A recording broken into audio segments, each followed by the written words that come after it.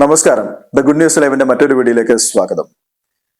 ഹമാസിന്റെ പുതിയ തലവൻ ഖാലിദ് അൽ ഹയ അദ്ദേഹം ഇപ്പോൾ അമേരിക്കയുടെ സീസ്ഫയർ എഗ്രിമെന്റ് അത് വേണമെന്നുള്ള രീതിയിൽ ഇപ്പോൾ സംസാരിക്കുകയാണ് കേട്ടോ. നേരത്തെ ഈ സീസ്ഫയർ എഗ്രിമെന്റ് അംഗീകരിക്കാൻ വേണ്ടിയിട്ട് ഹമാസ് മുന്നോട്ട് വന്നില്ല. ഹമാസ് അതിനെ തള്ളിക്കളയായിരുന്നു. ഇപ്പോൾ ഈ നേതാവ് പറയുന്നത് തങ്ങളുടെ ട്രൂപ്പ് US-ന്റെ ഈ ഒരു സീസ്ഫയർ എഗ്രിമെന്റിനെ എവിടെയും തള്ളിക്കളഞ്ഞിട്ടില്ല, അത് നിലവിൽ വരണം എന്നുള്ള രീതിയിലാണ് ഇപ്പോൾ അദ്ദേഹം സംസാരിക്കുന്നത്. കാരണമെന്ന് പറയാൻ ഇസ്രായേലിന്റെ ഭാഗത്തു നിന്നുള്ള കനത്ത ആക്രമണമാണ്. ഇസ്രായേൽ ഇപ്പോൾ ഓപ്പറേഷൻ ജിഡിയോൺ ചാരിയറ്റ്സ് എന്ന് പറയുന്ന ആ ഒരു സൈനിക നടപടിയിലൂടെ ഗാസയ്ക്കുള്ളിൽ കടന്നുകൊണ്ട് ശക്തമായ ആക്രമണമാണ് ഇപ്പോൾ നടത്തിക്കൊണ്ടിരിക്കുന്നത്. ഈ ആക്രമണങ്ങളിൽ പൊറുതിമുട്ട് ഹമാസ് ഇപ്പോൾ ഒരു സീസ്ഫയർ എഗ്രിമെന്റ് വേണം എന്നുള്ളതാണ് അവർ ആവശ്യപ്പെടുന്നത്. അവർക്ക് കുറച്ച് ഡിമാൻഡുകളും കാര്യങ്ങളും ഒക്കെ ഉണ്ട്. ഈ ഡിമാൻഡുകളാണ് പലപ്പോഴും ഇസ്രായേലും അതേപോലെ തന്നെ ഈ ഹമാസും തമ്മിലുള്ള സീസ്ഫയേഴ്സ് അത് നിലവിൽ വരാത്തതിനുള്ള കാര്യം. ഇസ്രായേലിന്റെ ഡിമാൻഡുകൾ ഹമാസ് അംഗീകരിക്കുന്നില്ല, ഹമാസിന്റെ ഡിമാൻഡുകൾ ഇസ്രായേലിനും അംഗീകരിക്കാൻ കഴിയുന്നില്ല. രണ്ട് പക്ഷത്തിനും പൊരുത്തപ്പെടാൻ കഴിയാത്തതായിട്ടുള്ള കാര്യങ്ങൾ കൊണ്ടാണ് ശക്തമായ രീതിയിലുള്ള ഇന്റർമീഡിയേഷൻ പല രാജ്യങ്ങളുടെ ഭാഗത്തുനിന്ന് നടന്നിട്ട് പോലും ഒരു സീസ്ഫയർ എഗ്രിമെന്റിലേക്ക് കാര്യങ്ങൾ വന്ന് എത്താത്തത്. അമേരിക്കയുടെ സീസ്ഫയർ എഗ്രിമെന്റ് പ്രകാരം 60 ദിവസത്തെ വെടിനിർത്തൽ വേണം എന്നുള്ളതാണ്. അപ്പോൾ ഇതിനെ തത്വത്തിൽ ഹമാസ് അംഗീകരിക്കുന്നെങ്കിൽ പോലും ഹമാസ് ഇപ്പോൾ പറയുന്നത് അങ്ങനെ ഒരു സീസ്ഫയർ വരികയാണെങ്കിൽ അത് എന്നേക്കുമായിട്ടുള്ള ഒരു യുദ്ധാവസാനമായി മാറിയിരിക്കണം. 58 ഹോസ്റ്റേജസ് ആണ് ഇപ്പോൾ ഹമാസിന്റെ കസ്റ്റഡിയിലുള്ളത്.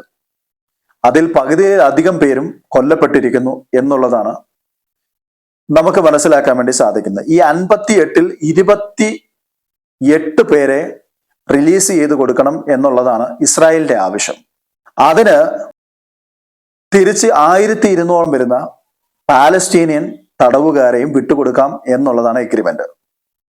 പക്ഷേ ഹമാസ് ഇപ്പോൾ പറയുന്നത് തങ്ങൾ ഹോസ്റ്റേജസിനെ റിലീസ് ചെയ്യണമെങ്കിൽ ഇസ്രായേൽ യുദ്ധം അവസാനിപ്പിക്കുകയും വേണം, ഇസ്രായേലിന്റെ ട്രൂപ്പ് ഗാസയുടെ മണ്ണ് വിട്ട് പുറത്തു പോകണം എന്നുള്ളതാണ്.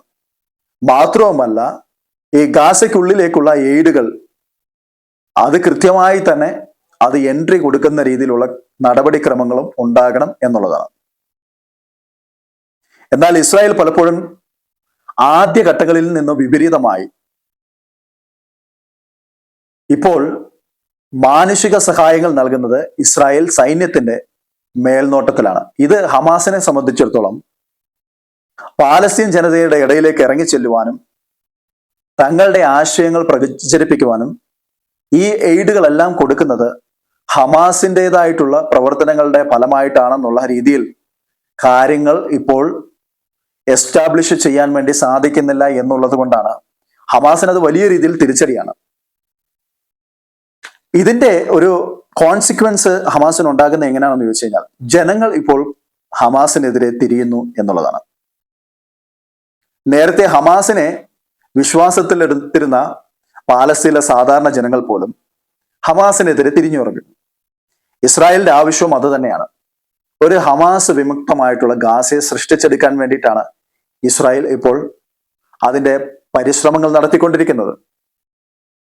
അപ്പോൾ ഈ എയ്ഡ് സംവിധാനങ്ങൾ മുഴുവനും ഹമാസ് തട്ടിയെടുക്കുകയും ഗാസയിലെ ജനങ്ങൾക്ക് ഇരട്ടി വിലയ്ക്ക് അത് മറച്ചു വിൽക്കുകയുമായിരുന്നു നേരത്തെ ഹമാസ് ചെയ്തുകൊണ്ടിരുന്നത്.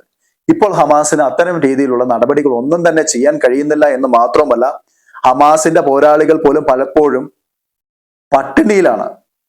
ഇത് ഹമാസിന്റെ മുൻപോട്ടുള്ള യാത്രയ്ക്കും സുരക്ഷിതമായ ഒളിത്താവളങ്ങളിൽ ഇരുന്നു കൊണ്ട് ഇസ്രായേലിനെതിരെ തുടർന്ന് ഓപ്പറേഷനുകൾ നടത്തുവാനും ഒക്കെ തടസ്സമായി വരുന്നു. അപ്പോൾ ഭക്ഷണം കിട്ടാതെ യുവമാരൊക്കെ രംഗത്തിറങ്ങേണ്ടതായിട്ടുള്ള ഒരു സാഹചര്യം സൃഷ്ടിച്ചെടുക്കുക എന്നുള്ളതും കൂടിയാണ് ഇസ്രായേലിന്റെ ആവശ്യകത. അപ്പോൾ അത്തരം രീതിയിലാണ് ഇപ്പോൾ കാര്യങ്ങൾ ചെയ്യുന്നത് കൊണ്ട് തന്നെ ഹമാസ് ഇപ്പോൾ പറയുന്നു ഇസ്രായേൽ ഗാസ വിട്ട് പുറത്തു പോകണം. ഇസ്രായേൽ ഇതിട്ട് അംഗീകരിക്കുന്നുമില്ല. ഇസ്രായേലിന്റെ ആവശ്യം ഗാസയെ പിടിച്ചെടുക്കുക എന്നുള്ളതിന് അപ്പുറം ഗാസയെ ഹമാസിനെ വിമുക്തമായ രീതിയിൽ, ഹമാസ് എന്ന് പറയുന്ന ഈ തീവ്രവാദ സംഘടന ഗാസയുടെ മണ്ണിൽ ഇനി ഒരു ആള് പോലും ശേഷിക്കാത്ത രീതിയിൽ അതിന്റെ ആയുധങ്ങൾ ഇല്ലായ്മ ചെയ്യുക, അതേപോലെ തന്നെ ഈ ഹമാസിന്റെ പോരാളികളെ, ഹമാസിന്റെ തീവ്രവാദ ശക്തികളെ ആ മണ്ണിൽ നിന്ന് ഇല്ലായ്മ ചെയ്യുക എന്നുള്ളതാണ്. ഖാലിദ് അൽ ഹയ അദ്ദേഹം ഒരു പ്രീ റെക്കോർഡഡ് ആയിട്ടുള്ള വീഡിയോ സന്ദേശത്തിലൂടെയാണ് ഈ കാര്യങ്ങൾ, ഇപ്പോൾ തങ്ങൾ സീസ് ഫയർ എഗ്രിമെന്റ് അതിനെ ഞങ്ങൾ റിജക്റ്റ് ചെയ്തിട്ടില്ല, ഞങ്ങൾക്കത് വേണം എന്നുള്ള രീതിയിൽ അദ്ദേഹം സന്ദേശം അറിയിക്കുവാനിടയായി തീർന്നത്. മാത്രവുമല്ല ഇവരുടെ ഭാഗത്തു നിന്നും ഇന്റർമീഡിയറ്റ് ആയിട്ടുള്ള രാജ്യങ്ങളുമായിട്ടുള്ള കമ്മ്യൂണിക്കേഷൻ വളരെ ശക്തമായിട്ട് നടക്കുന്നു. നേരത്തെ ഖത്തറും അതേപോലെ ഈജിപ്തും ഒക്കെ ആയിരുന്നു ഇന്റർമീഡിയറ്റ് സ്ഥാനത്ത് വന്നിരുന്നതെങ്കിൽ ഇപ്പോൾ US രംഗത്ത് വന്നിരിക്കുന്നു എന്നുള്ളതാണ്. US ഇപ്പോൾ ഗാസയിൽ പല പ്ലാനുകളുണ്ട്. US ഇപ്പോൾ ആവശ്യപ്പെടുന്നത് മാനുഷിക ഇടനാഴികൾ തുറന്നുകൊണ്ട് മാനുഷിക സഹായങ്ങൾ ഗാസയ്ക്കുള്ളിൽ വിതരണം ചെയ്യാൻ US നേതൃത്വത്തിൽ ഒരു സംഘത്തെ അവിടെ ആക്കുക എന്നുള്ള തരത്തിലേക്ക് കാര്യങ്ങൾ വന്നിരിക്കുന്നു. ഇസ്രായേലിനെതിരെ സീസ് ഫയറിന് വേണ്ടിയിട്ട് UN ഇപ്പോൾ US വോട്ട് ചെയ്തിരിക്കുന്നു. US പറയുന്നത് സീസ് ഫയർ വേണം എന്നുള്ള, ജനങ്ങൾ അവിടെ സ്റ്റാർവ് ചെയ്യുന്നു, വലിയൊരു ഹ്യൂമൻ കാഷ്വാലിറ്റി ഗാസയുടെ ഭാഗത്തുനിന്നുണ്ടാകുന്നു എന്നുള്ള തരത്തിലാണ് ഇപ്പോൾ US ഈ കാര്യത്തെ വിവക്ഷിക്കുന്നതും അക്കാര്യത്തെ കൈകാര്യം ചെയ്യുന്നതും.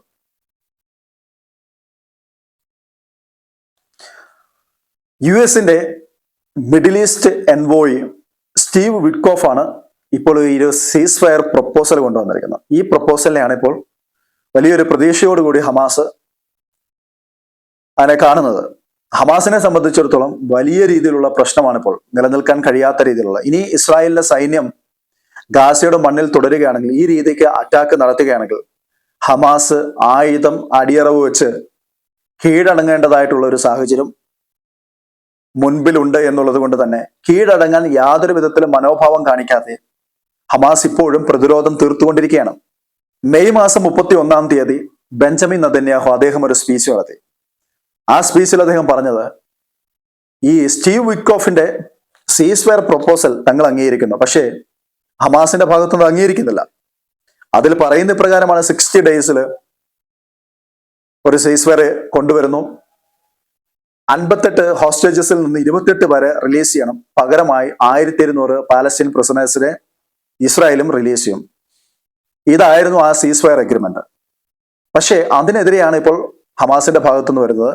അതൊന്നും ഞങ്ങളെ കൊണ്ട് അംഗീകരിക്കാൻ പറ്റത്തില്ല, ഇസ്രായേൽ യുദ്ധം എന്നേക്കുമായിട്ട് അവസാനിപ്പിക്കണം, ഇസ്രായേലിന്റെ സൈന്യം പുറത്തു പോകണം, എന്നാൽ മാത്രമേ ഹോസ്റ്റേജസിനെ വിട്ടുകൊടുക്കത്തുള്ളൂ എന്നുള്ളതാണ്. അപ്പോൾ നെതന്യാഹുവിന്റെ ഭാഗത്തുനിന്ന് വരുന്ന ഒരു മറുപടി പ്രകാരമാണ്, ഹമാസ് അത്തരം രീതിയിൽ സീസ് ഫയറിനെ റിജക്റ്റ് ചെയ്യുകയാണെങ്കിൽ ഇനി ഹമാസിനെ തീർത്ത് ഈ ഗാസ മണ്ണിനെ ശുദ്ധീകരിച്ചല്ലാതെ ഇസ്രായേലിന്റെ സൈന്യം അവിടുന്ന് പുറത്തു വരത്തില്ല. ഇനി അത്തരം രീതിയിൽ മതി കാര്യങ്ങൾ അവസാനിപ്പിക്കുന്നത് എന്നുള്ള കർശനമായ നിലപാട് ഇപ്പോൾ ഇസ്രായേലിന്റെ ഭാഗത്തുനിന്നും ഉണ്ടാകുന്നു. അമേരിക്കൻ പ്രസിഡന്റ് ഡൊണാൾഡ് ട്രംപ് അധികാരമേൽക്കുന്നതിന് മുമ്പിട്ട് അദ്ദേഹം ഈ ഗാസ വാറൊക്കെ അവസാനിപ്പിക്കുമെന്ന് പറഞ്ഞ് കുടുങ്ങിയിരിക്കുകയാണ്. ഇപ്പോൾ അമേരിക്കയുടെ ഭാഗത്തു നിന്നുള്ള യാതൊരു വിധത്തിലുള്ള ശ്രമങ്ങൾക്ക് ഹമാസിന്റെ ഭാഗത്തുനിന്ന് കീഴടങ്ങുന്നില്ല എന്നുള്ളത് ഇപ്പോൾ അമേരിക്ക ഇപ്പോൾ ഏകദേശം കൈപൊള്ളിയ അവസ്ഥയിലാണ്. എന്തൊക്കെ ചെയ്യാൻ വേണ്ടി ശ്രമിച്ചിട്ടും ഇവിടെ വാർ അവസാനിക്കുന്നില്ല, വാർ വീണ്ടും എസ്കലേറ്റ് ചെയ്യുകയാണ്. ഇസ്രായേല് ശക്തമായ രീതിയിൽ തന്നെ മുൻപോട്ട് പോവുകയാണ്. അപ്പോൾ ഇപ്പോൾ ഇസ്രായേൽ ചെയ്തുകൊണ്ടിരിക്കുന്നതെന്ന് പറഞ്ഞാൽ ഗാസയ്ക്കുള്ളിൽ ശക്തമായ കരയാക്രമണം നടത്തി ഓരോ തീവ്രവാദ കേന്ദ്രങ്ങളെയും അത് കണ്ടെത്തി തീവ്രവാദികളുടെ എല്ലാ രീതിയിലുമുള്ള അവരുടെ ശേഷിപ്പുകളെയും നശിപ്പിക്കുക എന്നുള്ളത് ഇപ്പോൾ ഇസ്രായേൽ ഗാസയ്ക്കുള്ളിൽ ചെയ്തുകൊണ്ടിരിക്കുന്നത്. മാത്രവുമല്ല, ഈ തീവ്രവാദികളും സാധാരണക്കാരും തമ്മിൽ ആ ബന്ധം അവിടെ വിച്ഛേദിക്കുക എന്ന് മാത്രമല്ല, തീവ്രവാദികളെ ഒരു ഭാഗത്തും സാധാരണക്കാരെ മറ്റൊരു ഭാഗത്തേക്കും എന്നുള്ള രീതിയിൽ കാര്യങ്ങൾ കൊണ്ടുവരികയാണ്. ഇനി ഒരിക്കലും ഗാസയുടെ മണ്ണിൽ ഹമാസിന് ഒരു ആധിപത്യം ഉണ്ടാകാത്ത രീതിയിലാണ് ഇസ്രായേൽ ഇപ്പോൾ കാര്യങ്ങളെ നീക്കിക്കൊണ്ടിരിക്കുന്നത്. ഇതുകൊണ്ട് തന്നെയാണ് ഹമാസ് ഇപ്പോൾ സ്റ്റീവ് വിറ്റ്കോഫിന്റെ സീസ് ഫയർ എഗ്രിമെന്റിനെ ഏകദേശം അത് അക്സെപ്റ്റ് ചെയ്യുന്ന രീതിയിലേക്ക് കാര്യങ്ങൾ വന്നിരിക്കുന്നത്. ഇനി ഹമാസിന്റെ കയ്യിൽ നിന്ന് കാര്യങ്ങൾ വിട്ടുപോകുന്നു എന്നുള്ളതാണ് നമുക്ക് ഇതിൽ നിന്ന് മനസ്സിലാക്കാൻ വേണ്ടി സാധിക്കുന്നത്.